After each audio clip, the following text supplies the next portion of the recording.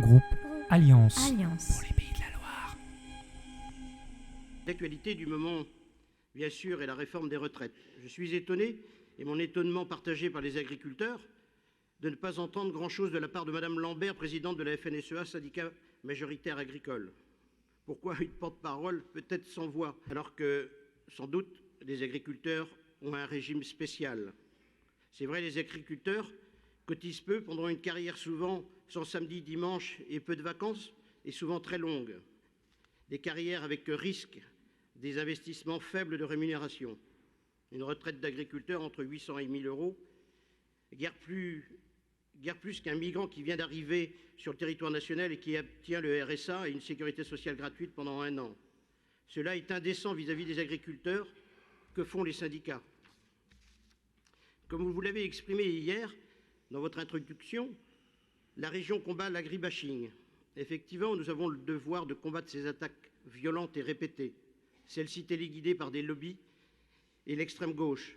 Je pense qu'il y est de votre devoir de faire une pression auprès du ministère de l'Agriculture et d'autres instances pour que cessent ces exactions avec de réelles sanctions.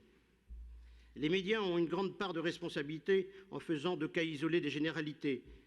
L'agriculture est en crise permanente, ces agriculteurs, pour un nombre important, sont en recherche de solutions et font preuve d'initiative. La loi Egalim n'est hélas que de la poudre aux yeux quant à la hausse des prix agricoles. Le nombre d'agriculteurs diminue, la production bovine diminue et les cours aussi. Cherche l'erreur. On pourrait espérer que l'offre diminue et que les prix augmentent. L'industrie et la distribution étant encore toujours les principaux gagnants de cette loi Egalim. Le paradoxe, c'est que le gouvernement a proposé une loi Egalim avec des contraintes aux agriculteurs, et de l'autre côté, les différents partis qui ont été au pouvoir ont fait voter le CETA, où effectivement la qualité des produits est moindre.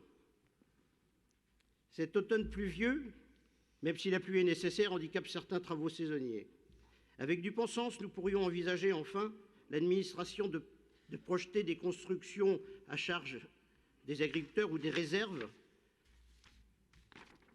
d'eau ou de remise en eau des temps asséchés au cours des siècles. Ces réserves d'eau utiles à l'irrigation pour pallier à des besoins de ressources de fourrage à des moments de sécheresse comme nous avons connu cet été.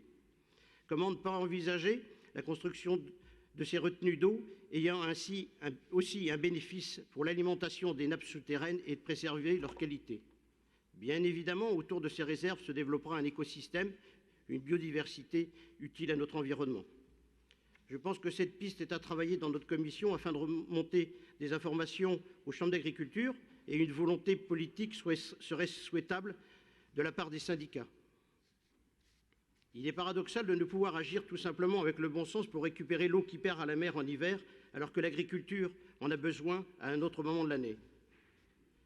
Concernant les différents rapports, nous voterons favorablement à ceux-ci, mis à part le rapport de la santé. Et je tiens à remercier aussi Mme Meyran de son travail assidu et très complet pour l'alimentation. Merci.